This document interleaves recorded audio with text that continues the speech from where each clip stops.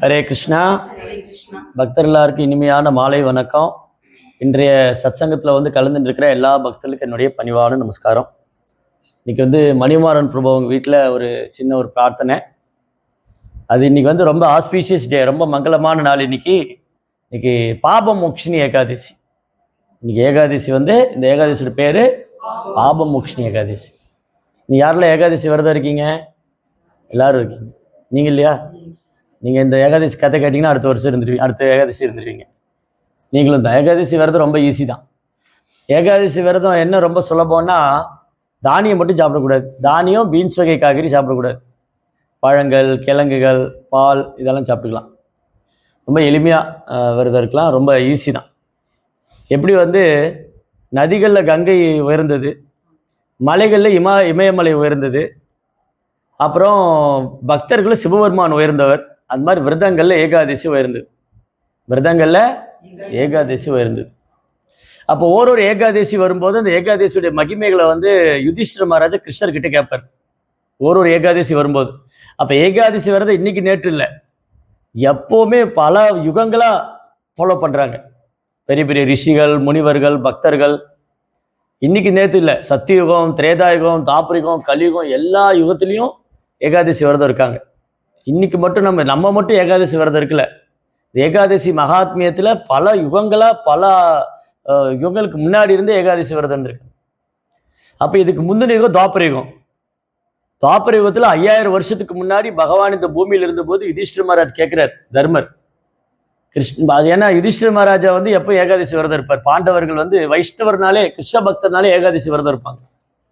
அப்போ யுதிஷ்டிர மகாராஜா ஒரு ஏகாதசி விரதம் இருக்கும்போதும் அந்த ஏகாதசியுடைய மகிமையில கிருஷ்ணர்கிட்ட கேட்பார். இந்த ஏகாதசியோட பேர் என்ன, எப்படி விரதம் இருக்கணும், யாரை வழிபடணும், எந்த மாதிரி விரதத்தை ஃபாலோ பண்ணணும், எப்படி விரதம் முடிக்கணும், இதெல்லாம் கேட்பார். அப்போ ஒரு ஏகாதசி வரும்போது யுதிஷ்டிர மகாராஜ் கேட்பாரு. கிருஷ்ணர் அந்த ஏகாதசியோட மகிமையை ஏகாதசி மகாத்மியத்திலிருந்து சொல்லுவார். பிரம்ம வைவத்த புராணம், பிரம்மாண்ட புராணம், இந்த மாதிரி புராணங்கள்ல ஏகாதசியோட மகிமையெல்லாம் இருக்கு. அப்போ அந்த ஒரு புராணத்திலிருந்து ஏகாதசியோட மகிமையை எடுத்து பகவானே சொல்லுவார். ஏகாதசி பகவானுக்கு ரொம்ப பிரியமான நாள். அந்த ஏகாதசியோட மகிமையை பகவானே சொல்றார் பக்தர்கள்ட்ட. அப்போ எவ்வளோ பெரிய பாக்கியம் பாருங்க. அந்த ஏகாதசி விரதம் இருக்கிறது பகவானே சொல்றாரு. அவர் சொல்ல மட்டும் இல்லை, அவரும் ஏகாதசி விரதம் இருந்திருக்காரு. இதுக்கு முந்தின ஏகாதசி பார்த்தா ராம ஏகாதசி, ராமச்சந்திர பிரபு ஏகாதசி விரதம் இருந்திருக்காரு. பகவான் தான் அவர் விரதம் இருக்க வேண்டிய அவசியம் இல்லை. நாம தான் கிருஷ்ண பக்தியில முன்னேற்றடைய விரதம் இருக்கணும். நாம தான் புலன்களையும் மனதையும் கட்டுப்படுத்தணும். ஆனால் ராமரையே விரதம் இருக்கணும். அவர் மனித ரூபத்தில் வந்ததுனால அதை ஃபாலோ பண்ணாருன்னு பார்த்தோம். அவர் பகவானை வழிபட்டிருக்காரு, அவரே விரதம் இருந்திருக்காரு. இதெல்லாம் எதுக்குன்னா நம்ம தெரிஞ்சுக்கணுங்கிறதுக்காக, நம்ம இதை ஃபாலோ பண்ணணுங்கிறதுக்காக. ஏன்னா பக்தி யோகத்தில் நிறைய வழிமுறைகள்லாம் இருக்குது மனதை ஒருநிலைப்படுத்துறதுக்கு, மனதை கட்டுப்படுத்துறதுக்கு. ஏன்னா எல்லா பிரச்சனையும் காரணமே மனசு தான் காரணம். மனசு சொல்லும், அவங்க என்ன அப்படி சொல்லிட்டாங்க, இவங்க இப்படி சொல்லிட்டாங்க, அவங்க அதை பண்ணிட்டாங்க, இதை பண்ணிட்டாங்க. நம்ம இன்பம், துன்பம், விருப்பு, வெறுப்பு, லாபம், நஷ்டம், வெற்றி, தோல்வி, மானம், அவமானம், புகழ்ச்சி, இகழ்ச்சி, இதெல்லாம் நம்ம மனசுல இருந்தா வருது. இந்த மனதை கட்டுப்படுத்துறது ரொம்ப கஷ்டமான காரியமா இருக்கு. எல்லாத்தையுமே கட்டுப்படுத்திடலாம் போல இருக்கு, மனதை கட்டுப்படுத்த முடியல. அர்ஜுனன் சொல்றாரு, கிருஷ்ணா வீசும் காற்றை கூட பிடிச்சு நிறுத்திடலாம் போல இருக்கு, மனதை நிறுத்த முடியல. அசம்சயம் மகாபாகோ சஞ்சலம்கி மன கிருஷ்ணா பிரமாதி பலவத்திடம் தஸ்யாக நிக்கிரகம் அந்நிய வாயுரேவ துஷ்கிருதம். வீசும் காற்றை கூட பிடிச்சிடலாம் போலுக்கு மனசை பிடிக்க முடியலன்னு. இது 5000 வருஷத்துக்கு முன்னாடி அர்ஜுனன் சொல்றாரு. அப்போ ஃபேஸ்புக் கிடையாது, வாட்ஸ்அப் கிடையாது, ட்விட்டர் கிடையாது, இன்ஸ்டாகிராம் கிடையாது, மொபைல் ஃபோன் கிடையாது, டிவி கிடையாது, சினிமா கிடையாது, ஒன்றும் கிடையாது. அந்த காலகட்டத்திலேயே மனதை கட்டுப்படுத்துறது அர்ஜுனன் கஷ்டம்னு சொன்னார். அப்புறம் இப்போ உள்ளவங்களை பற்றி என்ன சொல்லுரு? ஹரே கிருஷ்ணா மந்திரம் சொல்லும் போதே மனதை கட்டுப்படுத்த முடியல, அது ஓடுது அவிழ்த்து விட்ட குதிரை மாதிரி. அதனால மனதை கட்டுப்படுத்துறது அவ்வளோ ஈஸி இல்லை, அது ரொம்ப கஷ்டமா இருக்கு. அர்ஜுனன் முடியலங்கிறார், ஆனால் கிருஷ்ணர் முடியுங்கிறார். தொடர்ந்து பயிற்சினாலும் முடியுங்கிறார். வைராக்கியத்தினாலும் பயிற்சினாலும் முடியும். வைராக்கியம் வேணும், பயிற்சி பண்ணணும். வைராக்கியம் பயிற்சியும் எப்போ நடக்கும்னா பக்தர் சங்கத்தில் வந்தால் தான் நடக்கும். தனியாக இருந்தால் வைராக்கியம் வராது, தனியாக இருந்தால் வைராக்கியம் போயிடும், பயிற்சியும் விட்டுருவோம். பக்தர் சங்கத்திலே இருந்துட்டு இருந்தா பயிற்சியும் பண்ணிட்டு இருப்போம், வைராக்கியம் வரும். அப்போ கிருஷ்ணர் சொன்னாரு, அசம்சயம் மகாபாகோ பலம் பொருந்திய பயங்களுடைய அர்ஜுனா, மனோ துர்நிகிரகம் சலம். மனதை கட்டுப்படுத்துறது கஷ்டம்தான், ஆனா நீ முடியாதுன்ற நான் முடியுன்ற. எப்படி முடியும்? அப்பியாசைனது கவுந்தேய வைராக்கிய நச்சுக்கிறீங்க. தொடர்ந்து பயிற்சினாலும் பற்றின்மையாலும் அது சாத்தியமாகும். அப்புறம் இன்னொரு இடத்துல கிருஷ்ணர் சொல்றாரு, உன் மனதில் எப்போ என்னையே நினைச்சிட்டு இருக்கணுங்கிறார். வேற யாரும் நினைக்காத, சினிமா நடிகர், விளையாட்டு வீரர், அரசியல் தலைவர்லாம் நினைக்காத, என்னையே நினைச்சிட்டு இருக்கிறார் கிருஷ்ணா. மையேவ மன ஆதர்ஷ்வா மையும் புத்தியும் நிவேசியா, உன் புத்தி எனக்கு பயன்படுத்து, உன்னோட புத்தி எனக்காக பயன்படுத்து, உன் மனசுல என்ன நினைச்சுக்கோ. மையேவ மன ஆதர்ஷ்வா மையும் புத்தி நிவிசேஷி மையேவ அத்த ஊர்த்துவ நசம்சியா. சந்தேகம் இல்லை அர்ஜுனா, நீ என்னையே நினைச்சிட்டு எனக்காக நீ வேலை பண்ணா சத்தியமா என்கிட்ட வந்துடுவேங்கிறார். ஆனா பிரச்சனையா தானே, கிருஷ்ணரை நினைக்கிறது தானே பிரச்சனையா இருக்கு. 1008 விஷயங்களை நினைக்கிற ஒரு நாளைக்கு, கிருஷ்ணரை நினைக்க கஷ்டமா இருக்கு. அப்ப கிருஷ்ணர் என்ன சொன்னார், அப்ப அர்ஜுனன் சொன்னாரு, அதெல்லாம் முடியாது கிருஷ்ணா, உங்களை எல்லாம் நினைக்க முடியல என்னால, அதெல்லாம் மனசை கட்டுப்படுறதெல்லாம் ஈஸி இல்லை, உங்களை நினைக்க முடியல. அப்போ பகவான் சொன்னார், சரி பரவாயில்ல, அப்போ உன்னால மனசுல என்ன நினைக்க முடியலையா, அடுத்த ஆப்ஷன் சொல்றாரு கிருஷ்ணர். அடுத்து என்ன சொல்றாரு, அதச்சித்தம் சமாதாதும் நசக்னோசி மயி ஸ்திரம், உன் மனதை என் மேல நிறுத்த முடியலையா. அதச்சித்தம் சித்தம்னா எண்ணம், மயி ஸ்திரம், ஸ்திரமா இல்லை நம்ம மனசு. இப்போ ஸ்திரமா இல்லை, நம்ம மனசு குரங்கு மாதிரி இருக்கு. குரங்கு ஒரு இடத்துல இருக்குமா, இருக்கவே இருக்காது. இந்த மரத்துலேருந்து அந்த மரத்துக்கு தாவும், அங்கிருந்து இங்கே இப்படி தாவிண்டே தான் இருக்கும். அந்த மாதிரி மனது இதை பிடிக்கலாமா அதை பிடிக்கலாமா, இங்கே போகலாமா அங்கே போகலாமான்னு தாவிக்கிட்டே இருக்கு. அப்போ ஸ்திரமா இல்லை, நம்ம மனசு ஸ்திரமா இல்லை. அப்போ கிருஷ்ணர் என்ன சொல்றாரு, அர்ஜுனன் சொன்னாரு, மனதெல்லாம் நிறுத்த முடியாது கிருஷ்ணா, மனசெல்லாம் உங்க மேல நிறுத்த முடியாது, அது சாத்தியம் இல்லைன்ட்டார். இல்லை சாத்தியம் இருக்கு அர்ஜுனா. சரி உன்னால முடியலையா, அதச்சித்தம் சமாதாதும் நசக்னோசி மயி ஸ்திரம், உன்னால மனதை மேல ஸ்திரமா நிறுத்த முடியலையா. அப்பியாசோகேன ததோ மாம் இச்சாப்தும் தனஞ்சயா, பக்தியோக ஒழுக்க விதிமுறைகளை பின்பற்றுவது மூலமா, பக்தியோக நெறிகளை பின்பற்றுவது மூலமா நீ என் மேல ஒரு விருப்பத்தை வளர்த்துக்கலாம். அப்ப எதுக்கு நம்ம பக்தி யோகம் பயிற்சி பண்றோம்னா, மனதை இயல்பா ஒருநிலைப்படுத்தும். செயற்கையாலாம் பண்ண வேண்டியதில்லை. செயற்கையா உட்காந்து ஓ மனமே நீ எதையும் நினைக்காத அப்படின்னா தான் அது திட்டம் போடும். அது ஆல்ரெடி திட்டம் போட்டு வச்சிருக்கும். நீ எதையும் நினைக்காதுன்னு நினைக்கும். இந்த மனசு ஒரு குழந்தை மாதிரி, இந்த குழந்தைகிட்ட இது செய்யாதுன்னா செய்வான், அது செய்யாதானா அது அப்படிதான் செய்வான்பா இல்லையா. நேர்மாறா பண்ணும். குழந்தைகிட்ட செய்யினா செய்ய மாட்டேன்பா, டே இதை செய்யடானா அதை செய்ய மாட்டேன்பா, செய்யாதுன்னா செய்கிறேன்பா. அந்த மாதிரி மனசு முன்னுக்கு பின்னாதான் பண்ணும். ஏன்னா அதோட இயல்பு. மனசு காலங்காலமாக பௌதிக வாழ்க்கையில் மூறி போயிடுச்சு புலன்ப விஷயங்கள்ல. அதனால ஏதாவது திட்டம் போட்டுக்கிட்டே தான் இருக்கும். அதனால அர்ஜுனன் சொன்னாரு, என் மனதை நிறுத்த முடியல. சரி பரவாயில்ல அர்ஜுனா, உன்னால என் மேல மனசு நிறுத்த முடியலையா. அதச்சித்தம் சமாதாதும் நசக் நோஷி மயி ஸ்திரம், உனக்கு ஸ்திரமா என் மேல நிறுத்த முடியலையா. பக்தி யோகத்துல எல்லாம் ஃபாலோ பண்ணு நீ. பக்தி யோகன்னு ததோ அதசித்தம் சமாதாதும் நசக் நோசி மை அப்பியாச யோகேன்னு ததோ, பக்தி யோக ஒழுக்க விதிகளை பின்பற்றுறதுனால மாம் இச்சாப்தும் தனஞ்சயா, என் மேல ஒரு விருப்பத்தை நீ வளர்த்துக்குவாய். அதனால பிரபுபாதர் நமக்கு நிறைய பக்தி யோகத்துல நிறைய சேவைகள் கொடுத்துருக்காரு. அது ஹரே கிருஷ்ணா ஜபத்திலிருந்து தொடங்குது. ஹரே கிருஷ்ணா கிருஷ்ண கிருஷ்ணா ஹரே ஹரே, ஹரே ராம ராம ராம ஹரே ஹரே, நாம ஜபம். அப்ப ஜபம் பண்ணும்போது இது பிராக்டிக்கலா இருக்கும். இது செயற்கையா மனசு நிறுத்தல, இப்படி கண்ணை மூடி உட்காந்துன்னு எதையுமே நினைக்காம இருக்கிறது. ஜபம் பண்ணும்போது மனசு ஓடும். அப்ப கிருஷ்ணர் என்ன சொல்றாரு, அது பிடிச்சி இழுத்துட்டு வாங்குறாரு. ஏதோ சஞ்சலதி மனச்சஞ்சலம், மனம் சஞ்சலமானது தான், அது நிக்காது, அது ஓடும் பிடிச்சின்னு, அது எப்பெல்லாம் ஓடுதோ பிடிச்சின்னு வாங்குறாரு. அப்போ ஹரே கிருஷ்ணா மந்திர ஜபம் பண்ணும்போது மனசு நம்ம ஒரு 10 மணி சொல்லியிருப்போம், ஓடிடும். அடுத்த 10 மணிக்கு பிடிச்சிட்டு வரணும், அப்புறம் அடுத்த 10 மணி, இப்படி போராடிக்கிட்டே இருக்கணும். நீண்ட போராட்டத்துக்கு அப்புறம் தான் மனதை கட்டுப்படுத்த முடியும். ஏன்னா இப்ப நம்ம மனசோட கட்டுப்பாட்டுல இருக்கோம். இப்ப ஜீவாத்மா வகை நம்ம மனசனோட கட்டுப்பாட்டுல இருக்கோம், மனசு நம்ம கட்டுப்பாட்டுல இல்லை. இப்ப இங்க எவ்வளவு பேரு மனசு சொல்றது கேட்குறீங்க? எல்லாருமே மனசு சொல்றதான் கேட்குறோம். என் மனசுல இப்படி தோணுது, நான் இப்படிதான் நினைச்சேன், நான் இப்படிதான் பண்ணுவேன், அப்ப மனசு சொல்றது கேட்கணும். ஆனா அது பண்ணவே கூடாது. நம்ம என்னைக்குமே மனசு சொல்றது கேட்கவே கூடாது. மனசு சொல்றது கேட்டால் நம்மளை உருப்படாம பண்ணிடும். அப்ப யார் சொல்றது கேட்கணும்? ஆச்சாரியர்கள், குருமார்கள், பக்தர்கள் சொல்றதை கேட்கணும். ஏன்னா அவங்க தான் நம்ம நன்மை. நம்ம மனசு என்னைக்குமே நம்ம நன்மையே பண்ணாது, நம்மளை வீணா போறதுக்கான திட்டம் தான் போடும். ஏன்னா அதுக்கு இவ்வளவு யுகங்களா புலன்பத்தில் இருக்கு. அதனால அது சொல்லும், இந்த ஒரு வாரம் ஹரே கிருஷ்ணாக்கு போலேன்னா என்ன இல்லையா, அந்த ஒரு மாலை சொல்லிட்டுமே போதுமே. ஆனா மனசு குலோப் ஜாமுன்ல சக்கரைப்பாகுல குலோப் ஜாமுன் ஊறின மாதிரி புலன்பத்தில் ஊறி இருக்கு. அது சும்மா ஒரு மாலை 10 மாலை சொல்லியெல்லாம் அது சரி பண்ண முடியாது. அது தொடர்ந்து பயிற்சி பண்ணிகிட்டே இருக்கணும்.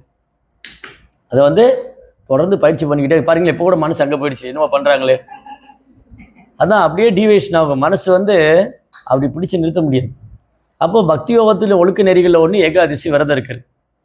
அதனால தான் யுதிஷ்டிர மகாராஜா சிறந்த பக்தர். அவர் மனதை புலன்களில் வென்றவர். அவர் ராஜ ரிஷி. யுதிஷ்டிர மகாராஜா வந்து ராஜ ரிஷி.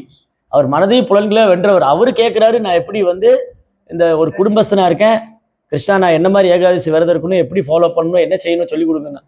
அப்போ கிருஷ்ணர் சொன்னார், யுதிஷ்டிரா நான் உனக்கு சொல்கிறேன் இந்த ஏகாதசி பற்றி. இந்த ஏகாதசிக்கு பேர் வந்து பாப மோக்ஷினி ஏகாதசி. இந்த ஏகாதசியோட மகிமையை பகவானே சொல்கிறார். அவர் சொல்கிறாரு, பிரம்மாண்ட புராணத்தில் சொல்லியிருக்குது ஏகாதசி மகாத்மியத்தில். இது வந்து கதைக்குள்ளே கதை வரும் அடுத்தது. இப்போ முதல்ல ஏகாதசி பற்றி யார் கேட்டா? யுதிஷ்டிர மகாராஜா கிருஷ்ணர்கிட்ட கேட்டார். கிருஷ்ணர் சொன்னார், முன்னொரு காலத்தில் மாந்தாதான்னு ஒரு ராஜா இருந்தார், மாந்தாத ராஜா. அந்த மாந்தாத ராஜா வந்து அவர் ஒரு ராஜரிஷி, அவர் ஒரு நல்ல பக்தர். அவர் ஒரு நாள் லோமசா மகரிஷியோட ஆசிரமத்துக்கு போனார். அப்போ அவர்கிட்ட இந்த ஏகாதசியை பற்றி கேட்குறாரு. இந்த பாபமோச்சினி ஏகாதசின்னு சொல்கிறாங்களே, அந்த மகிமையை பற்றி சொல்லுங்களேன் கொஞ்சம். அப்போ மாந்தாதா ராஜா உட்கார வச்சுட்டு லோமசா மகரிஷி இந்த ஏகாதசியோட மகிமையை பற்றி சொல்கிறார். அப்புறம் அவர் ஒரு கதை சொல்கிறார். இப்போ கதைக்குள்ளே கதை வந்துருச்சு, ரைட்? அவரு சொன்னார், ஒரு காலத்தில் வந்து சித்திரரதான்னு ஒரு ராஜா இருந்தார், கந்தர்வன் சித்திரரதா. அந்த கந்தர்வர்கள்லாம் ரொம்ப அழகாக பாடுவாங்க. அப்புறம் தேவலோகத்தில் அவங்களுக்கு நிறைய விளையாட்டுக்கான இடம்லாம் இருக்கும். இப்போ நம்ம ஊர்லேயே வந்து பார்க்கில் எல்லாம் போய் விளையாடுறாங்க இல்லையா, பார்க்கு பீச்சு, அது மாதிரி தேவர்களுக்கு நிறைய விளையாட்டு மைதானங்கள்லாம் இருக்குது.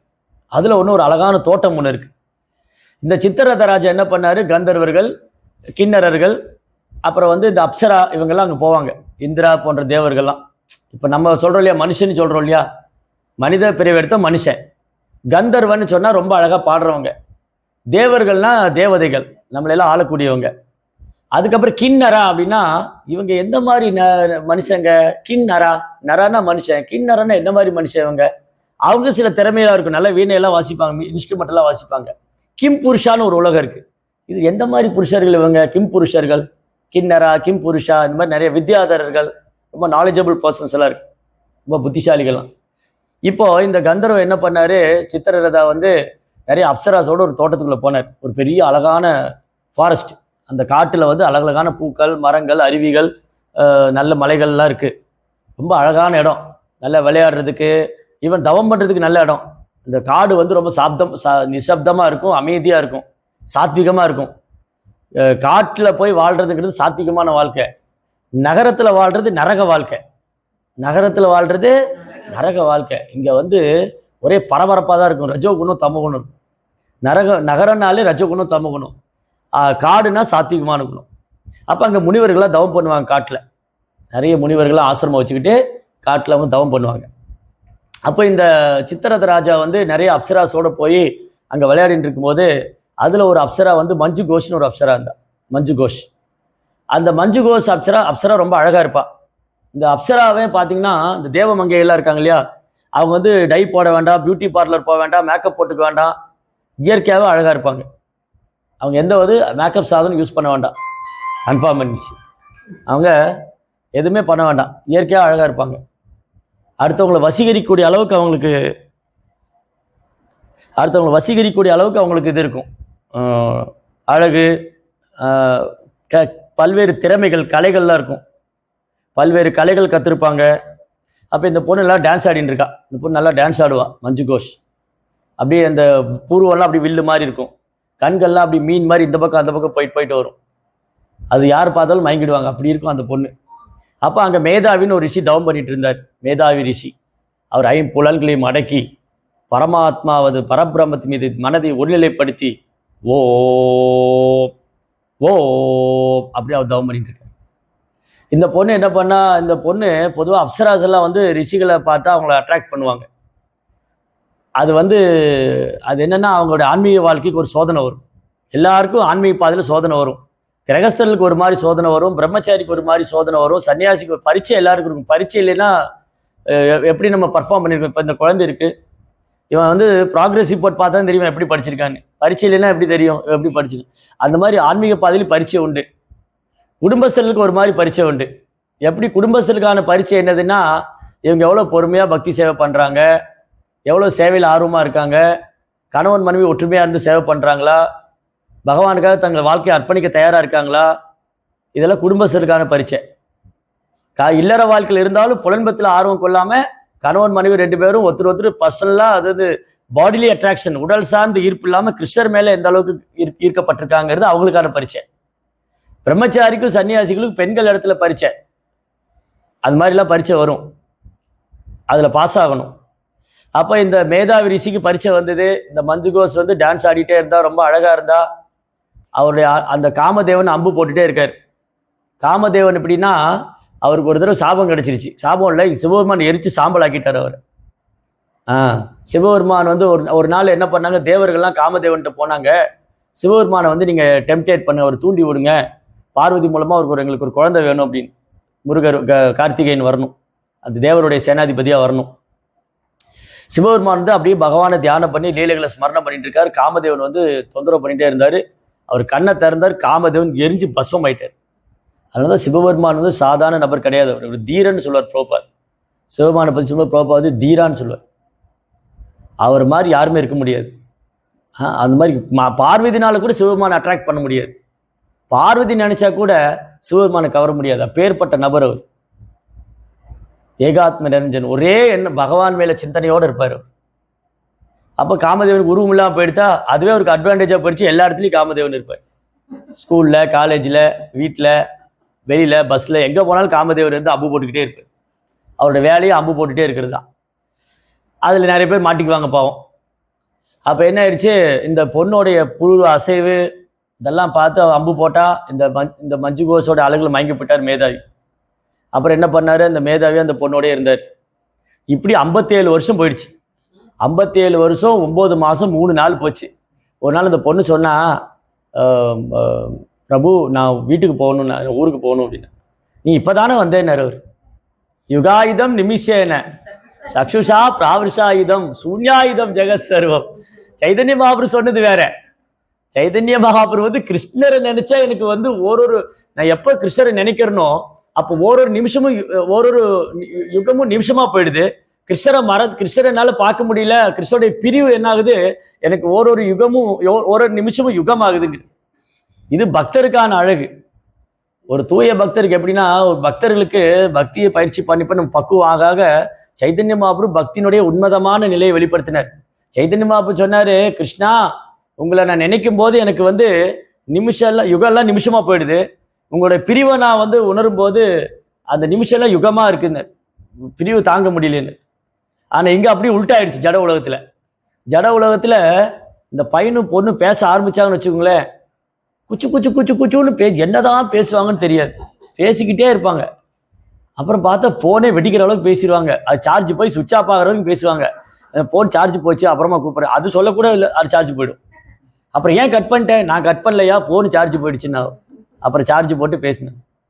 அப்புறம் பாருங்க, அந்த பார்க்கில் வெயிட் பண்ணுறேன்னு சொல்லுவாள். பார்க்கில் இருக்குன்னா வந்து 10 நிமிஷம் தான் லேட்டாக வந்திருப்பா. என்ன நான் 1 மணி நேரமாக உட்காந்துருக்கேன், நீ 10 நிமிஷம் லேட்டாக வந்தியேன்னா இல்லையா? அப்போ அவங்களுக்கு எப்படி இருக்குன்னா, இந்த ஜட உலகத்தில் மாயா வந்து ரொம்ப சக்தி வாய்ந்தது. ஸோ மாயா என்ன பண்ணும் அப்படின்னா, ஆண் பொண்ணுக்கு மேலே ஈர்ப்பு இருக்கும், பெண்ணுக்கு ஆண் மேலே ஈர்ப்பு இருக்கும். அது என்ன சொல்லுதுன்னா, நீ என்ன இப்படி பண்ணிட்ட, நான் இவ்வளோ நேரம் உனக்காக உட்காந்துருந்தேன். அப்புறம் அவங்க பேசுகிற பாஷை இருக்கு இல்லையா, யாருக்குமே புரியாது. அப்படி பேசிக்குவாங்க, அப்படி சத்தமே வெளியில் வராது. ஃபோனில் நேரில் பேசினா சத்தம் வெளியே வராது, ஃபோனில் பேசினாலும் வெளியே வராது. அப்போ என்ன ஆச்சுன்னா, அவங்களுக்கு இந்த ஜட உலகத்தில் மாயினுடைய சக்தினால அவங்க 2 பேரும் சேர்ந்து இருந்தா, ஐயோ அந்த பொண்ணு கூட இருந்தால் எனக்கு நேரம் போனதே தெரியலன்னா, அவங்க கூட பார்க்கலன்னா ஐயோ என்னடா நேரமே போக மாட்டேங்குதுன்னு. அந்த மாதிரி தான் மேதாவிக்கு ஆயிடுச்சு. மேதாவி சொன்னார், நீ இப்போதாம்மா வந்தேன்னா, ஐயா நான் வந்து 57 வருஷம் ஆச்சுன்னா, இன்னும் கொஞ்சம் ஒரு நாள் கூட இருந்துட்டு போயேன்னா. அந்த ஒரு நாள் இருந்துட்டு போனால் அதில் சில வருஷம் போயிடுச்சு. அப்புறம் ஒரு நாள் சொன்னா, பிரபு நான் ஊருக்கு போகணுன்னா, நீ என்ன இப்போதானே போகிறேன்னே, அதில் இன்னும் சில வருஷம் போயிடுச்சு. அப்போ தான் அவள் சொன்னா, நான் வந்து ரொம்ப வருஷம் ஆச்சு, நீங்கள் என்னோட அழகில் மயங்கி போய் என் கூட இருக்கீங்க, உங்களுக்கு எவ்வளோ வருஷம் போச்சுன்னே தெரியல. அப்போ தான் அவருக்கு புரிஞ்சுது, ஐயோ என் தபம்லாம் வீணாக போச்சுன்னு. அவ்வளோ வருஷம் பண்ண தபம் ஒரு செகண்டில் வீணாக போயிடுச்சு. அவர் கோவம் வந்துருச்சு. இந்த பொண்ணு வந்து எவ்வளோ சாமர்த்தியமாக என்னை வந்து மயக்கி அவள் அழகில் விழ வச்சு என் தபத்தையே கெடுத்துட்டான்னு கோவம் வந்து அந்த முனிவர் கண்ணெல்லாம் செவந்துருச்சு, உருவம்லாம் உயர்ந்தது. அடியே மஞ்சு கோஷ், நீ வந்து என்னுடைய தபத்தை கெடுத்துட்ட, நீ ஒரு பிசாசா போன்னு சபிச்சிட்ட, நீ வந்து ஒரு பிசாசா போகணும். அவ சொன்னா, நானும் மட்டுமா தப்பு பண்ணேன், நீங்களும் தான் கூட இருந்தீங்க, நான் என்ன செய்ய, என்ன மட்டும் சபிக்கிறீங்களே நீங்கள், அப்போ அவர் சொன்னார், என் தபம்லாம் போச்சு, என்னுடைய தபம்லாம் போச்சு, நான் உன்னை சபிக்கவும் செஞ்சுட்டேன், என்னால் என்ன பண்ண முடியும்? இல்லை நீங்கள் தான் எனக்கு வழி சொல்லணும், எனக்கு ஏதாவது பரிகாரம் சொல்லுங்கள், இல்லை எனக்கு அட்டோன்மெண்ட், நான் வந்து இதுலேருந்து விடுபடணும், இந்த பிசாசு உடலேருந்து நான் விடுபட, பிசாசா போன்னு சபிச்சிட்டாரு. இந்த பிசாசு உடலேருந்து நான் எப்படி விடுபடுறதுன்னா, அப்போ சொன்னார், நீ வந்து அடுத்து பாபமோஷினி ஏகாதசி வரும், அந்த ஏகாதசி விரதம் இருந்து பகவான் ஹரியை பிரார்த்தனை பண்ணி நாம ஜெபம் பண்ணி பக்தி பண்ணா அந்த பிசாசு ரூபத்திலிருந்து நீ வெளியே போயிடுவேன்னு, நீ விடுதலை ஆயிடுவேன்னு. அந்த பொண்ணு அதே மாதிரி ஏகாதசி விரதம் இருந்தார். இவர் திரும்ப வந்தார், இந்த மேதாவி ரிஷி, அவங்க அப்பா வந்து சவணமுனி, சவணமுனிவருடைய ஆசிரமத்துக்கு வந்தார். ரொம்ப கவலையோடு வராரு பையன். இந்த பையன் வந்து ரொம்ப கவலையோடு வந்தார். ஹரே கிருஷ்ணா. இந்த பையன் வந்து ரொம்ப கவலையோடு வந்தார். அப்பா கேட்டார், என்னப்பா ஆச்சு, என்ன கவலை உனக்கு? இல்லைப்பா, நான் எவ்வளோ வருஷமாக தவம் பண்ணேன், எல்லாம் ஒரு செகண்டில் வீணாக போயிடுச்சு, அந்த பொண்ணு அழகில் மயங்கி போய் நான் எல்லாம் விட்டுட்டேன். அப்புறம் எனக்கு பாருங்க, ஒரு ஒரு ஒரு யோகிக்கும் பக்தனுக்குள்ள வித்தியாசம் தான். ஒரு யோகி வந்து தனி இடத்துக்கு போய் மனதை கட்டுப்படுத்தி புலன்களை கட்டுப்படுத்தினா அது செயற்கையான முறையில் பண்ணுறதுனால அவங்களால காமத்தையும் கோபத்தையும் வெல்ல முடியல. விஸ்வாமித்திரருக்கு அதே தான் நடந்தது. விஸ்வாமித்திரர் கண்களை மூடி தவம் பண்ணிட்டு இருக்கார், ஓம் ஓம். அப்ப இந்திர பார்த்தார், பயந்து போனார், எங்க விஸ்வாமித்திரர் இந்திர பதவிக்கு வந்துருவாரோ. அவர் மேனகா கூப்பிட்டா, நீ போய் விஸ்வாமித்திர தவத்துக்கு எடுத்துடு. அப்ப மேனகா வந்தா, மேனகை பார்க்க கூட இல்லை, அவர் கொலுசு சத்தம் தான் கேட்டுது, சிங் சிங் சிங் சிங் சிங் சிங். அவர் கண்ணை திறந்தார், மேனகா முன்னாடி இருந்தால் அவ்வளோதான் போச்சு, அவர் தவம் போயிடுச்சு. அப்போ என்ன ஆச்சு அவருக்கு? அவர் தவம் போச்சு, 10,000 வருஷம் பண்ண தவம் போயிடுச்சு. 10,000 வருஷம் பண்ண தவம் வந்து ஒரு செகண்ட்ல மேனகா ஃபினிஷ் பண்ணிட்டாங்க. அப்புறம் குழந்தை ஒன்று கொடுத்தாங்க, சகுந்தலான்னு, அந்தமா போயிட்டா. இவர் தான் சகுந்தலை வளர்த்தார் விஸ்வாமித்திரர். அதுக்கப்புறம் என்ன பண்ணார், ஐயோ என் தவம் போயிடுச்சுன்னு திரும்பி 10,000 வருஷம் தவம் பண்ணா, இந்த இந்திரன் வந்து ரம்பா அனுப்பிச்சார், நீ போமான். இவர் கண்ணை திறந்த உடனே ரம்பா எரிஞ்சு பஸ்வம் ஆயிட்டான். அப்ப பாருங்க, ஒரு ஒரு முனிவரால மனதையும் புலன்களையும் கட்டுப்படுத்த முடியல, காமத்தை கட்டுப்படுத்த முடியல, கோபத்தை கட்டுப்படுத்த. நம்ம என்னமோ சொல்றோம், முனிவர்களை பத்தி பேசும்போது அவங்கெல்லாம் வந்து தப வாழ்க்கை வாழ்றவங்க, அவங்க வந்து கிருஷ்ண பக்தர் இல்லைன்னு சொல்றோம். ஆனா அது சாதாரண விஷயம் இல்லை. தனி இடத்துல போய் மனதை கட்டுப்படுத்தி புலன்களை கட்டுப்படுத்தி அவங்க சாப்பிடாம தூங்காம தவம் பண்றதுல ஒரு செகண்ட்ல போயிடும். ஏன்னா அது ஆர்டிபிஷியல் செயற்கையா பண்ணிடுறாங்க. ஆனா பக்தருக்கு என்ன ஒரு பிரச்சனை இல்லைன்னா, நம்ம பண்றதை ஒழுங்கா பண்ணா தப்பிச்சுக்கலாம். ஹரே கிருஷ்ணா மந்திரம் ஜெபம் பண்ணா ஹரிதாஸ் தாக்கூரும் ஜெபம் பண்ணார். ஹரிதாஸ் தாக்கூர் 2 தடவை பரீட்சை வந்தது. ஒரு தடவை விலை மாது வந்து பரீட்சை பண்ணா, இன்னொரு தடவை மாயாதேவியே வந்தாங்க. மாயாதேவியோட அழகுக்கு மயங்காதவங்க யாரும் கிடையாது. அந்த மாயாதேவி வந்து கூட ஹரிதாஸ் தாக்கூரை கவர முடியல. ஹரிதாஸ் தாக்கூர் மாயாதேவிக்கு தீட்சை கொடுத்து சீடராக்கிட்டார். அந்த விலை மாதும் ஹரிதாஸ் தாக்கூர் சீடரானாங்க. அப்போ ஹரிதாஸ் தாக்கூர் வந்து நாமத்தில் கவனமாக இருந்ததுனால அவரால் விழ முடியல. அதனால தான் கவனக்குறைவாக உச்சரித்தா மாட்டிக்குவோம். ஹரே கிருஷ்ணா மந்திரம் இருக்கு இல்லையா, ஹரே கிருஷ்ணா மந்திரத்தை கவனக்குறைவாக உச்சரித்தாலும் நம்ம மாட்டி விழுந்துருவோம். யார் ஒருத்தர் கவனமாக உச்சரிக்கிறாங்களோ அவங்க காப்பாற்றிடுவோம், பகவான் காப்பாற்றிடுவார். இந்த நாம அவங்களை காப்பாற்றிடும். ஹரிதாஸ் தாக்கூரை யார் காப்பாற்றினா? கிருஷ்ணர் ஒரு கூட இல்லையே. ஹரிதாஸ் தாக்கூரும் தனியாக தான் இருந்தார். ஒரு குடிசையில் ஜெபம் பண்ணிட்டு இருந்தாரு, ஒரு குகைக்குள்ள ஜெபம் பண்ணிட்டு இருந்தாரு. 3 லட்சம் நாமம் சொன்னார். அப்போ பக்கத்தில் கிருஷ்ணர் இல்லை. யார் காப்பாற்றின ஹரிதாஸ் தாக்கூர்? பகவானை நாமம் காப்பாச்சு. அதனால எல்லாரும் நம்மளை விட்டு போகலாம், நாம நம்மளை விட்டு போகாது, பகவான் நம்மளை விட்டு போக மாட்டேன். ஹரே கிருஷ்ணா மந்திரம் எப்போ நம்ம கூட இருக்கும். எல்லாரும் நம்மளை கைவிட்டாலும் பகவான் அவருடைய நாமம் நம்மளை கைவிடாது. அப்போ இந்த மேதாவி வந்து அப்பாட்ட சொன்னார், சவணம் பண்ணிட்ட, இந்த மாதிரி என்னுடைய வாழ்க்கை இப்படி ஆகிப்போச்சுன்னார். அப்போ அவர் சொன்னார், நீயும் தப்பு பண்ணிட்ட, அந்த பொண்ணு மேலே மட்டும் தப்பு இல்லை, நீ அவளை மட்டும் பிச்சாச்சா போன்னு சபிச்சிட்ட, நீயும் தப்பு பண்ணிட்ட, உனக்கு காமம் இருக்குது, உனக்கு கோபம் இருக்குது, அப்போ நீயும் இதுலேருந்து விடுதலை. அப்போ நானும் பாவம் தான் செஞ்சுருக்கேன். ஆமாம், நீயும் பாவம் செஞ்சுருக்கேன். அப்போ எனக்கு என்ன பரிகாரம்? நீயும் அந்த விரதம் இருக்கணும், ஏகாதசி விரதம். நீயும் வந்து பாபமோஷினி ஏகாதசி விரதம் இருந்தால் நீ செஞ்ச தவறுலேருந்தாலும் நீ விடுபட்டுருவேன். அப்புறம் இந்த பாவமோஷினி ஏகாதசி வந்த உடனே அந்த ஒரு பக்கம் மஞ்சு கோஷ் விரதம் இருந்தால், இன்னொரு பக்கம் இவர் மேதாவி ரிஷி 2 பேரும் விரதம் இருந்து தவம் பண்ணி அந்த பகவானுடைய நாமத்தையெல்லாம் சொல்லி ஹரே கிருஷ்ணா கிருஷ்ண கிருஷ்ணா ஹரே ஹரே, ஹரே ராம ராம ராம, அப்படி வந்து அவங்க பியூரிஃபை ஆனாங்க. அதனால பிரபுபாதர் வந்து நமக்கு எவ்வளோ ஒரு பெரிய வரப்பிரசாதம் கொடுத்துருக்காரு. நம்ம ஏகாதசி விரதம் இருக்கலாம், நாம ஜபிக்கலாம், இந்த பண்றதை ஒழுங்கா பண்ணணும்னு வச்சுக்கோங்களேன். நம்ம எந்த பக்தி சேவையில நம்ம பண்ணக்கூடிய ஒரு செயலும் வந்து ரொம்ப ரொம்ப உன்னதமானது, மகத்தானது. அது விலை மதிக்க முடியாது. அதோட வேல்யூ அப்படி இருக்கு. அது பெரிய பெரிய முனிவர்கள் ரிஷிகள் கூட கிடைக்காத பாக்கியம். பக்தனா இருக்கிறது, கிருஷ்ணருடைய பக்தரா இருக்கிறது நிறைய முனிவர்கள் ரிஷிகள் கூட கிடைக்கல. அப்போ பிரபுபாடைய கண்ணால் நமக்கு கிடைச்சிருக்கு. இன்னைக்கு ஏகாதசி விரதம் இருக்கிறோம், நாம ஜெபம் பண்றோம், பகவானுக்கு சேவை பண்ணுறோம். அப்போ இதெல்லாம் வந்து அதை பண்ணுறத ஒழுங்காக பண்ணிட்டோன்னு சொன்னால் பியூரிஃபை ஆகிடும். இல்லாட்டி பலன் இருக்கும், அறகுறையாக பண்ணாலும் பலன் இருக்கும். இப்போ இந்த ஏகாதசி விரதத்தை தெரியாம ஒருத்தர் விரதம் இருந்தாலே பலன் இருக்குன்னு ஏகாதசி மகாத்மியம் சொல்லுது. ஏகாதசி தெரியாம ஒருத்தர் விரதம் இருந்தார், அதுக்கே அப்புறம் அதான் இந்த ஏகாதசி முடியும் போது இந்த மாதிரி ஏகாதசியுடைய மகிமையை சொல்லிட்டு கிருஷ்ணர் சொல்றாரு. இது வந்து இந்த மாதிரி மாந்தாதா ராஜாவுக்கு லோமசா மகரிஷி சொன்னாரு. அது மாதிரி அவங்களும் ஏகாதசி விரதம் இருந்தாங்க. அது மாதிரி இதெல்லாம் சொல்லிட்டு கிருஷ்ணர் சொல்றாரு, யுதிஷ்டிர மகாராஜா இந்த ஏகாதசி வரப்போகுது, இந்த சித்திரை மாசத்துல இந்த அமாவாசை தொட்டு வரக்கூடிய ஏகாதசி, இது கிருஷ்ணபக்ஷ ஏகாதசி, பாவமோக்ஷினி ஏகாதசி. இந்த ஏகாதசி விரதம் இருந்து நீ பகவானை பிரார்த்தனை பண்ணா இதோட சிறந்த தபம் கிடையாதுன்னு. அதனால யார் இந்த ஏகாதசி மகாத்மியத்தை கேட்குறாங்களோ அவங்களும் எல்லா பாவத்திலிருந்து விடுபடுவாங்கன்னு. இதை கேட்கறதுனாலே, ஏகாதசியோடைய மகிமையை கேட்கறதுனாலே பாவத்திலிருந்து விடுபடுவோம்னா அப்புறம் விரதம் இருக்கிறவங்க, அதுல சின்சியரா விரதம் இருக்கிறவங்க, அவங்கள பத்திலாம் சொல்ல என்ன இருக்கு இல்லையா? ஸோ இப்படி இந்த ஏகாதசி மகிமையை சொல்லிட்டு இதனுடைய பலன்னு சொல்றாரு கிருஷ்ணர். பல ஆயிரக்கணக்கான பசுக்களை தானம் கொடுத்தா இன்னொரு பலன் கிடைக்குமோ, அப்புறம் ஒரு பிராமணனுக்கு ஒன்றா என்ன பாவம் வந்து அதுலேருந்து பிரம்மகத்தி தோஷத்துலேருந்து விடுபடுவாங்க. அப்புறம் வந்து இந்த மாதிரி கருவில் குழந்தை யாராவது சிசுவாத்தை பண்ணியிருந்தா அந்த பாவத்திலேருந்து விடுபடுவாங்க. இந்த மாதிரி நிறைய பாவங்கள்லேருந்து விடுபடுவாங்க வெறுமனே இந்த ஏகாதசி விரதம் இருக்கிறதுனால. அதனால பாவம் பண்ணிட்டு விரதம் இருக்கலாமான்னு கேட்கக்கூடாது. ஓ இப்படிலாம் சொல்லியிருக்கு, நான் ஒரு பிராமணனுக்கு கொண்டுட்டு போய் பாவசி விரதம் இருந்துடலாமான்னு கேட்கக்கூடாது. அது தெரியாமல் ஏதோ பண்ணியிருந்த ஜென்மத்தில் பண்ணி ஏதோ ஒரு ஜென்மத்தில் பண்ணியிருக்கலாம். நான் கூட 3 ஜென்மத்தில் ஏதாவது பிராமணனுக்கு தோஷம் பண்ணியிருக்கலாம், இல்லை ஏதாவது பாவம் செஞ்சுருக்கலாம். அது வந்து இந்த ஏகாதசி மகாத்மியத்தில் போயிடும் இந்த விரதம் இருந்தால். அதனால பாவம் செஞ்சுட்டு விரதம் இருக்கலாமான்னு கேட்கக்கூடாது, அது குற்றம் ஆகிடும். அப்புறம் பகவானின் புனித நாமத்தின் பெயரால் பாவகாரியங்கள் செய்வது குற்றமாகும். அதனால ஏகாதசி விரதம் இருக்கிற எல்லா பக்தர்களுக்கும் பகவானுடைய ஆசீர்வாதம் கிடைக்கணும்னு பிரார்த்தனை பண்ணுறோம்.